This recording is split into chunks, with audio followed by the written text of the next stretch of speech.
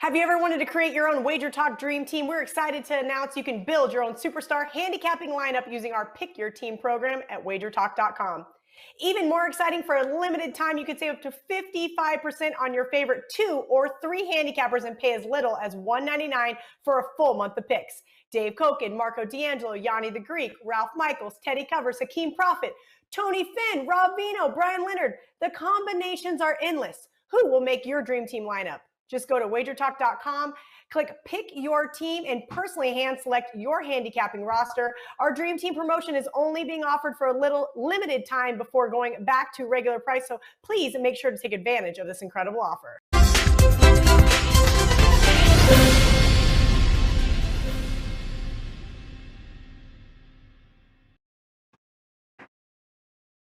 All right, guys, let's do this. Welcome in. Time for another edition of the NBA Tip-Off Show, powered by WagerTalk.com. It is Thursday, the 28th of January, guys, 2021.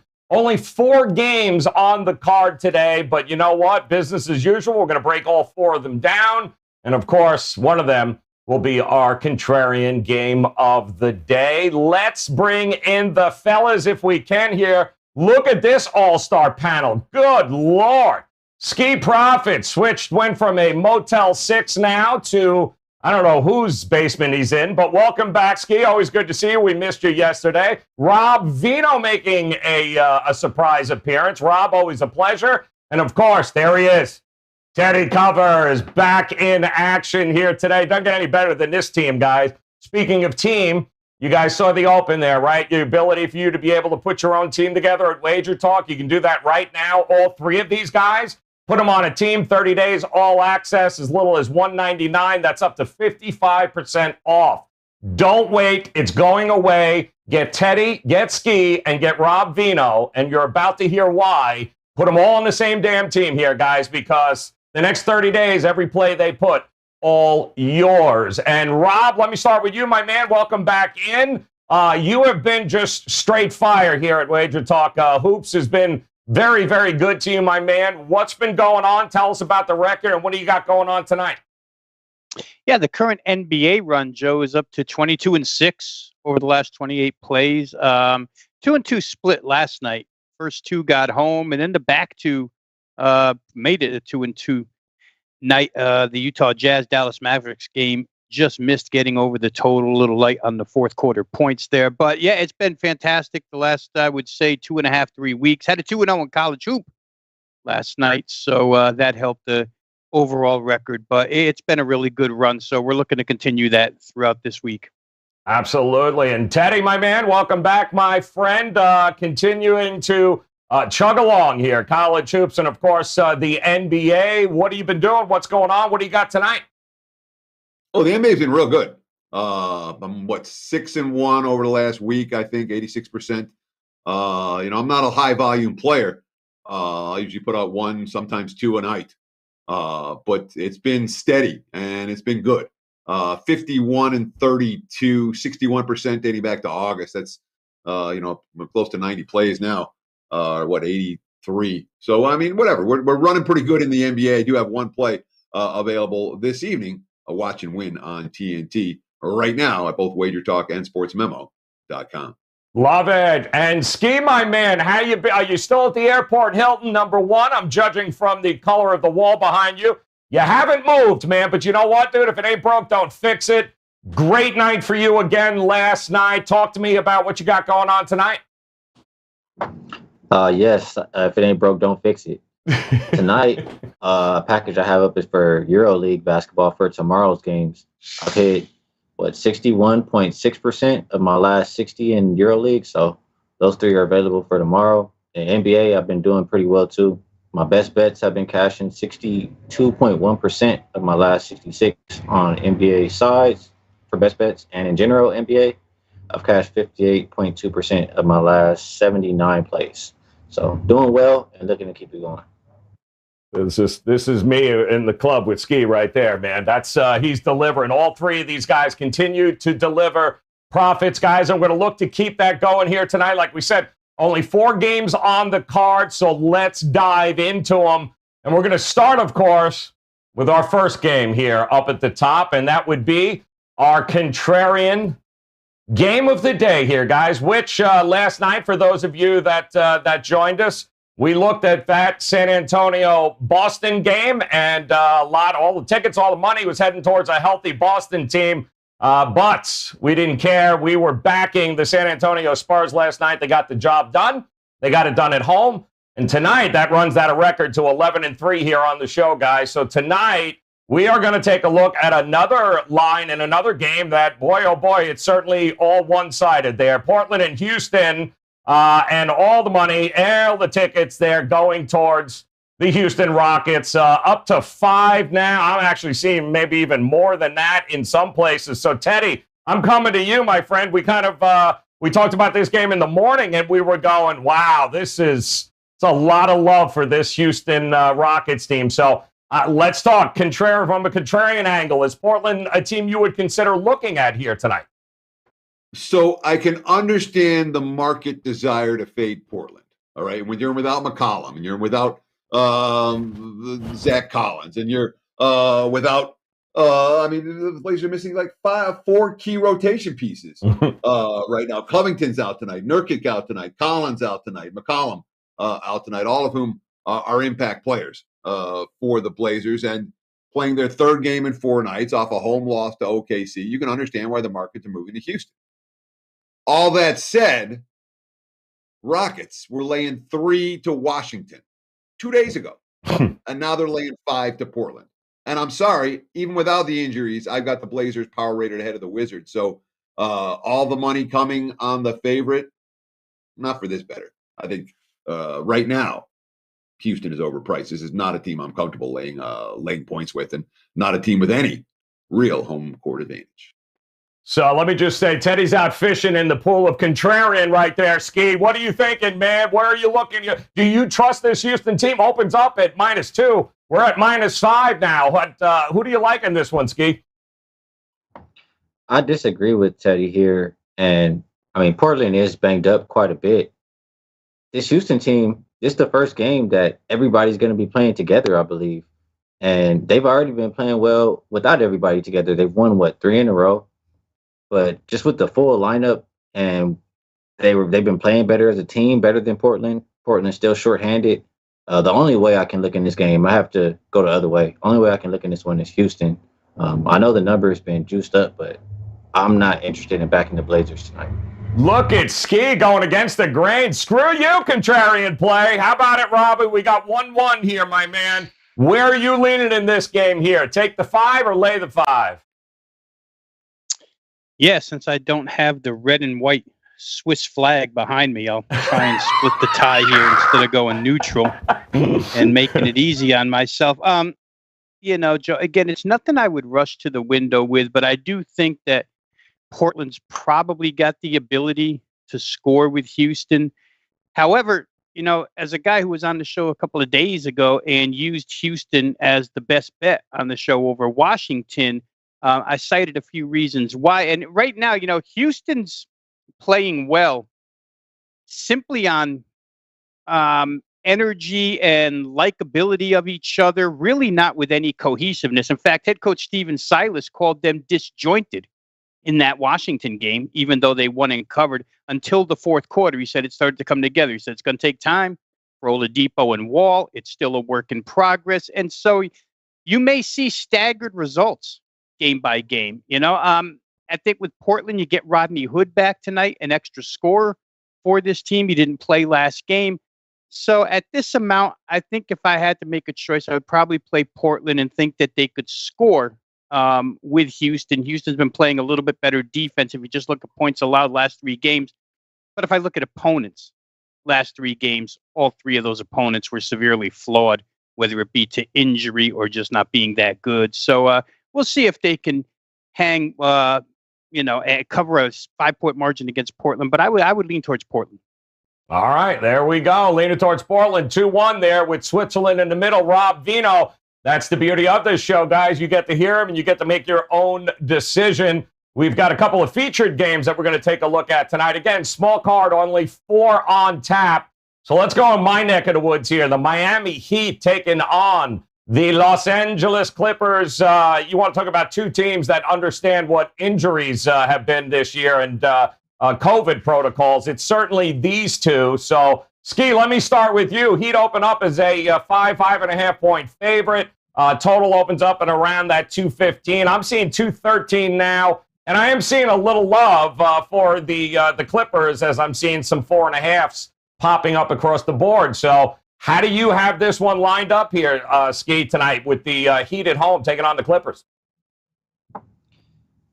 I'm not really interested. The Clippers have been playing good defense. If they're going to win this game, I think that's how they're going to do it. But I'm just not really interested in going that way, just knowing that all of their key guys are out. Miami, on the other side, could be getting some key guys back. And it's not a game that I feel super strong about, but I would be looking towards the Miami side in this one. I think they can get a win and cover this number.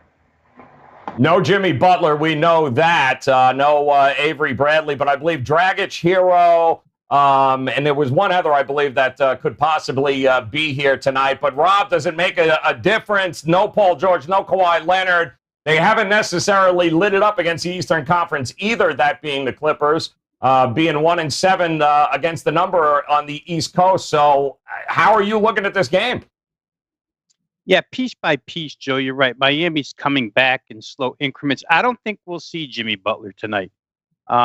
He hit the practice floor, or at least he made it to practice yesterday. But I don't think he'll be ready here to go tonight. I think you're more likely to see, as you mentioned, Tyler Hero in this game, which would be huge for them.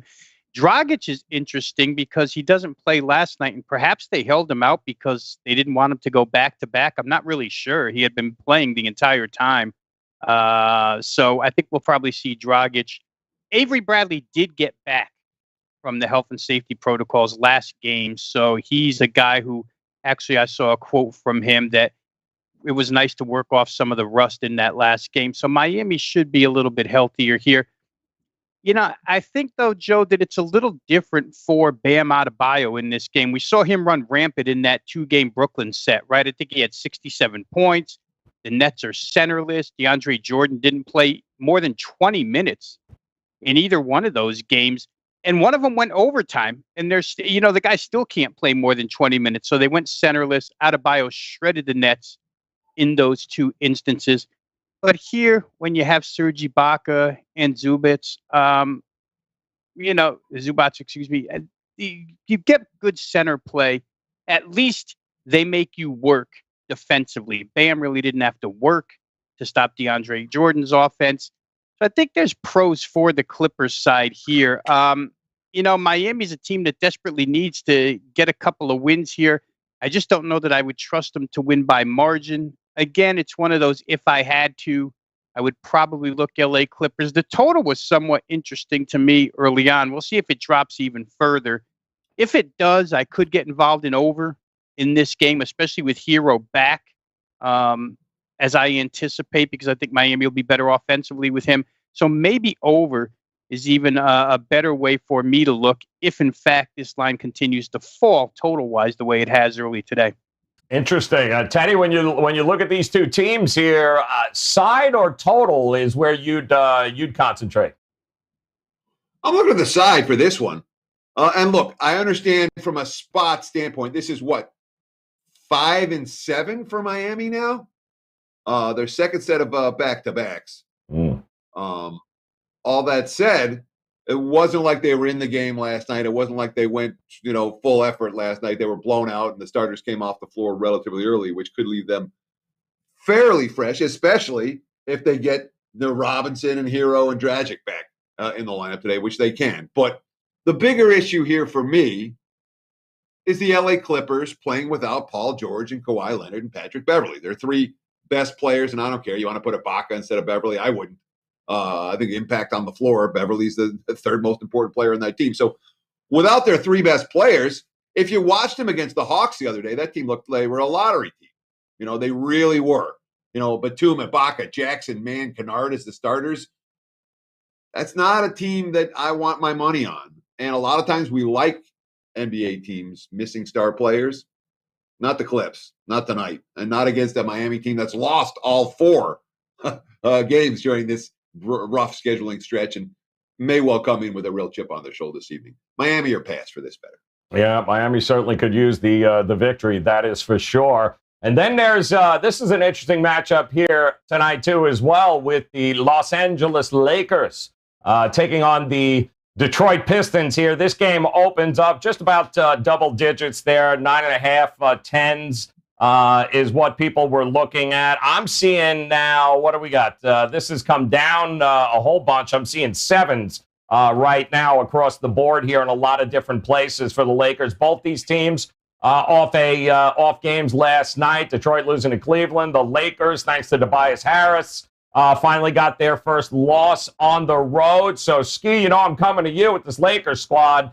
And here's a shock. Anthony Davis and LeBron James are questionable tonight, like they are every game. Oh, no, what do you got, Teddy? What do you got? Davis just announced out. Oh, okay, good. Perfect. Thank you very much then. Davis out. What a shock. So that's why it's moving. So, I don't know, Ski, does that change your mind about what we got going on here? Well, yeah, I would still wait to see. I mean, if we get Davis out, it's been the first time or that I can think of where he's been listed questionable and actually sat out. So I don't know. Maybe LeBron sits too. So if you like the Pistons, you probably want to bet sooner than later. Unless I guess you think LeBron plays. But this game, I would like the Lakers if LeBron doesn't play. If I can get a line like closer to pick them or just asking them to win by a small margin, I still think the Lakers are a deep enough team to do that, and I would trust them in that scenario. But as it is right now, I would probably look more towards the Detroit side. Oh, this got to be a mistake. Is this correct? Blake Griffin is active? Oh my word, Rob Vito, what's going on? Blake Griffin's active here. Does that change your mind in this game? They sat him out last night, right? They didn't want to play him back to back, so he will be there tonight. And obviously now, his power forward matchup would have been Anthony Davis. It becomes quite easier without Anthony Davis. So Blake Griffin does need things to be made a little bit easier for him nowadays. But real quick, Joe, before I get into it, I just want to go back to one fast point about the Miami potentially playing the total over here. And Teddy mentioned the absence of the 3 Clippers guys, right?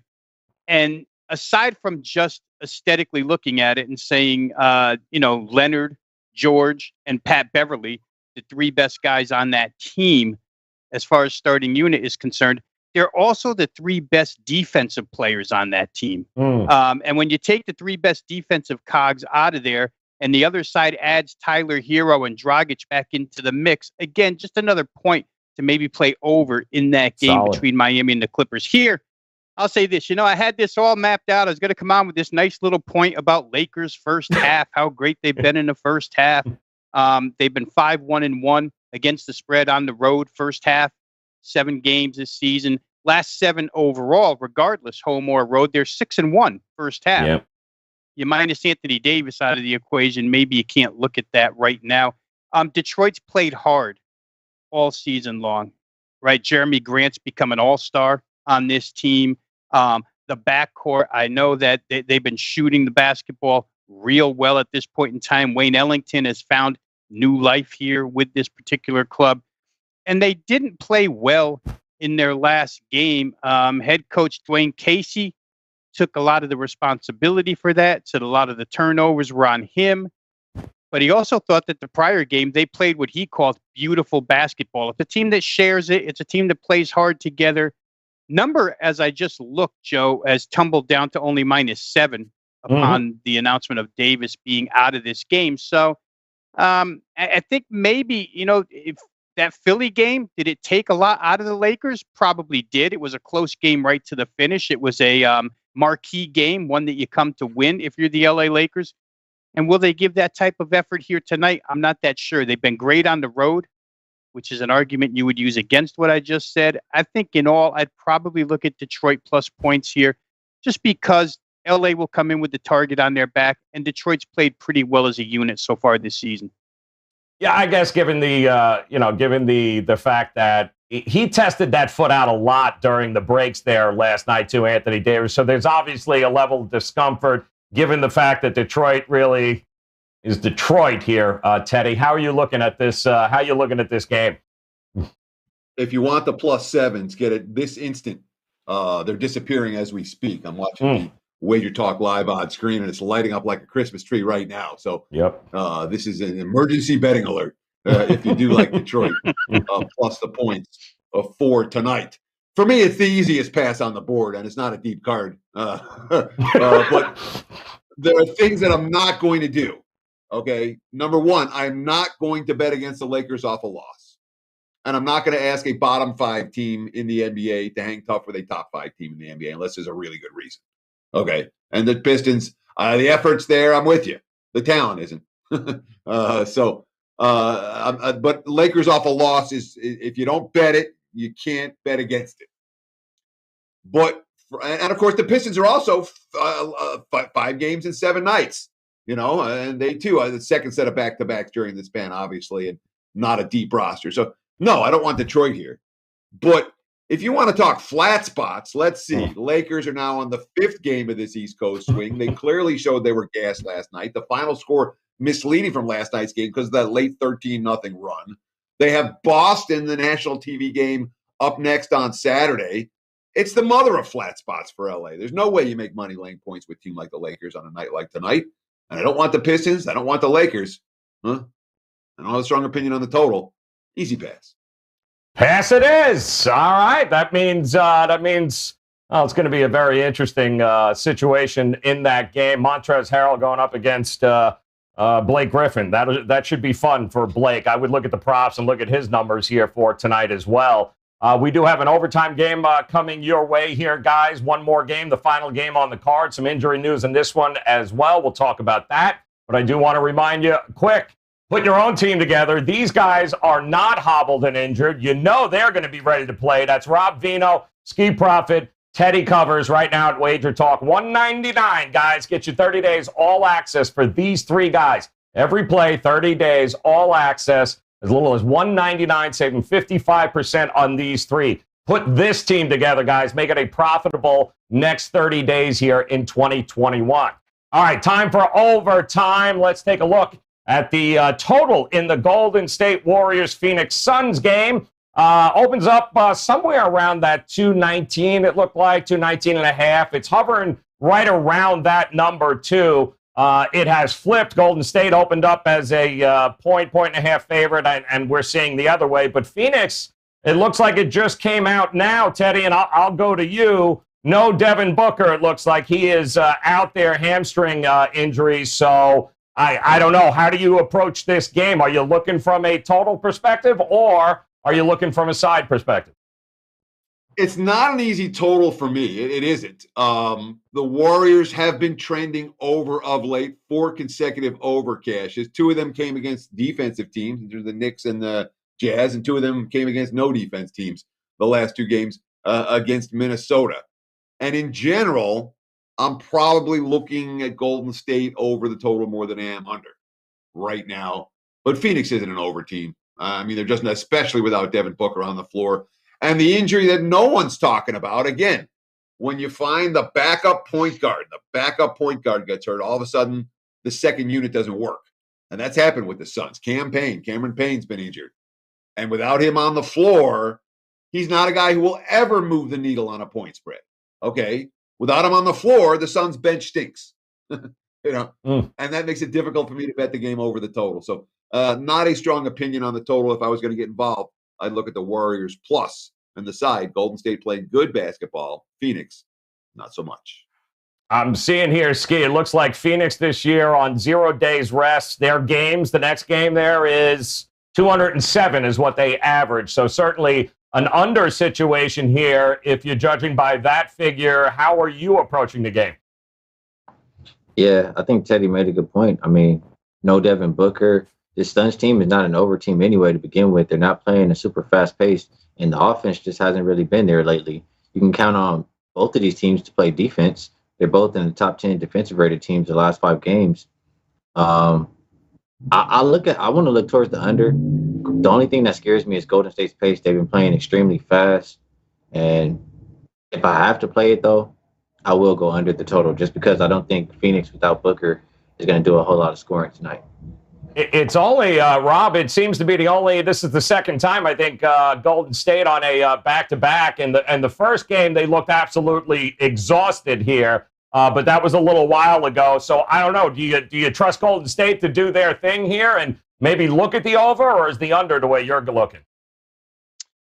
It's pretty much an impossible total for me to play, Joe, and I don't say that all that often because I always look totals first, but I'll tell you why. First off, I mean, since we came on to start the season, maybe after about 1 week, I just started to notice with some statistics that I keep that the points are always there in Golden State games to get them over. It doesn't matter who the opponent is. Golden State, when they play anybody, the amount of potential points in their games is huge, and you can always exceed the total with them. The question is, do they shoot well enough in that particular game, or don't they? Lately, they've been shooting better. Other guys have been stepping up and scoring more, and they've been hitting some overs here. Last night included against the defenseless Minnesota Timberwolves. And in fact, Minnesota, without a lot of offensive firepower, still managed to get that game over. If I mesh Ski and Teddy's points together here to drive it home even further, Teddy talked about Campaign, the backup point guard, Campaign, not being in the game, and how without a backup point guard, their bench stinks. And then Ski talked about Booker, of course. He's a driving force. But what's left there to guide this team is Chris Paul. And when Chris Paul runs your show, it's a slow show. Chris Paul is not going up and down the floor. Last night, against Oklahoma City, which is kind of reversed course here, the last, let's say, 4 or 5 games where they've decided with their new head coach that they're so young, they're going to push the ball a lot more than they pushed early on. Early on, I think they thought they were a defensive team. Now they think they got young legs. They're going to run against some people. There were a lot of available points last night in the Oklahoma City Phoenix game, but Chris Paul is going to slow any game down, especially on the heels of one where he just played 34 minutes and 38 seconds at point in a hotly contested game. So to me, that screams of under, but Ski said he was afraid of pace with Golden State. I'm with him. Golden State's going to find a way to have points available in this game. I just don't think the two teams will combine to shoot well enough to get it over. I'll point this out real quick. Golden State on the road this year, if you're just playing first halves, they're 1-6 against the spread in the first half on the road this season. It's been miserable starts for them on the road. Maybe that happens again tonight. Maybe we can use that, break the game in half, and just play Phoenix first half off of a loss last night. That could be a way to look. Significant minutes for both of these teams last night for sure. Chris Paul had a chance of actually getting that game going. I think he had close to the last shot, hit nothing but net from 3. I mean, almost airball, nothing but net. Didn't even hit the rim. So there could be some tired legs in this one. Golden State with a late flight to Phoenix. So 219.5. It hasn't moved at all at this particular point. So might be some value there for you guys if you're looking to play this one. But I would definitely hear first what the guys have to say for their buzzer beater. That is right, their best plays of the day. Again, limited card, only 4 games, but let's see. We'll put 60 seconds on the clock. You guys know the routine. The 60 seconds is yours. Do what it is you may. Give us a best bet on a game you are looking, and Ski, I'm going to you, my man. Show them how it's done. Looking for you to drive point here. So get Ski up, put 60 seconds on the clock. Let's go, brother. What you got? I'll be pretty honest. Usually when I come on here and best bets, I've already 9 times out of 10 I've made this bet, and I haven't made this bet right now. But the game that I like the most on today's slate, if I have to pick one, I think Houston's been playing a lot better. And Rob mentioned that it's not even just cohesiveness; it's just the energy.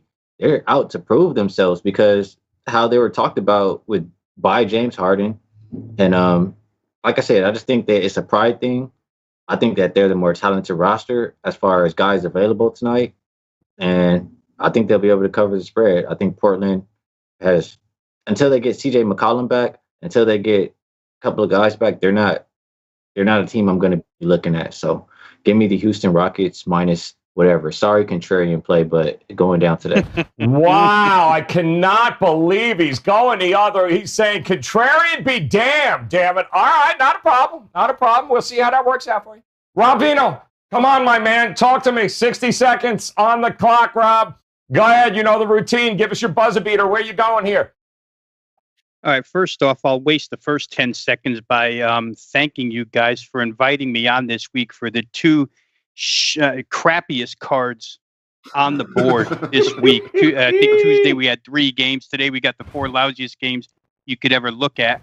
But, you know, the other night I was the blind squirrel that found an acorn, so I'll try and find that acorn again. Joe, I'll go to your home team there, Miami and the Clippers. I pointed out a few reasons why I think this game will go over the total.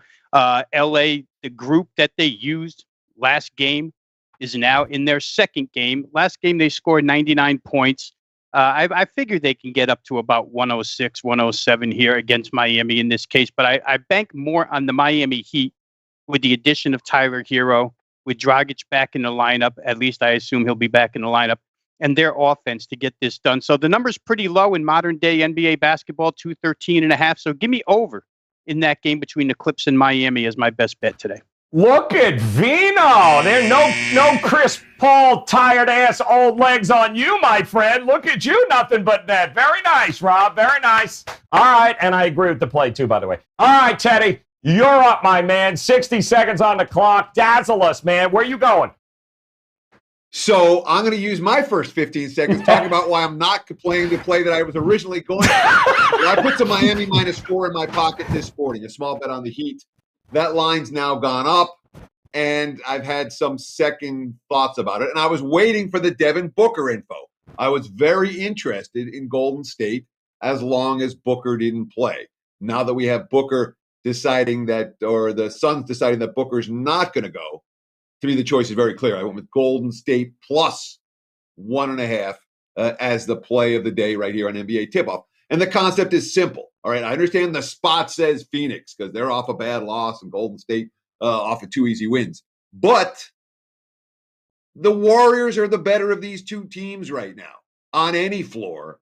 The Suns trending in the wrong direction. Golden State trending in the right direction. And in NBA, you can do a lot worse than riding the hot and fading the cold. Warriors plus 1.5. All right, look at that. Time on the very nice. Excellent, man. Everybody made their shots except Ski, who's going against the contrarian play. So that's, you notice how he prefaced it, though, man, where he's like, I normally play this. I haven't played it, but I'm going against the contrarian. I got you, Ski. Don't you worry about it. Ski is going. Rockets lay the 5. Rob Vino, Clippers Heat taking the over 213.5. Thinking Tyler Hero's going to have 20 plus there. Teddy covers. Give me the Warriors plus 1.5 and watch that kid Wiseman start to come into his own. It's pretty exciting, man. I think the youth and the future of the NBA is in good hands with a lot of those squads. So good stuff there. Guys, don't forget, right now the opportunity, put these 3 guys as members of your team. Do it right now. $199, get 30 days all access. Ski, Rob Vino, Teddy covers, all yours, 30 days, $199. Take advantage of that deal before it goes away. And, of course, make sure you hit that little bell in the upper right-hand corner. Hit subscribe. Come back and join us again tomorrow. And like Teddy was saying, we were talking earlier, guys, we got a 10-game slate tomorrow. Lines, no canceled games. Lines are up. There's a lot going on, a little healthier here in the NBA, so it's going to be an awful lot of fun. Make sure you come back and join us. So best of luck with your plays tonight. Ski, love you. Can't believe you went against the contrarian. Rob Vino, Teddy covers. Guys, enjoy your night. Best of luck. Come back and join us again tomorrow. We'll talk to you again then. Back, the NBA. Wager Talk stat sheet. Can you analyze the NBA with just one page of information? I think you can. And that's why the stat sheet was devised. It gives you year-to-date stats for every team playing that evening, broken up both home and away and overall on the season. And most importantly, it takes the last 2 weeks. There are many ebbs and flows in an NBA season, but looking at how a team has done the last 2 weeks, straight up, against the spread, and over-under is important. I've added an extra feature, though. points scored, points allowed, average line, and average total. Having an ATS or over-under number is important, but knowing by how much that team has covered those games or how much the team went over or under the total, even more important. I also add a free Best Bet Daily. The NBA Wager Talk stat sheet, free daily. You go to WagerTalk.com.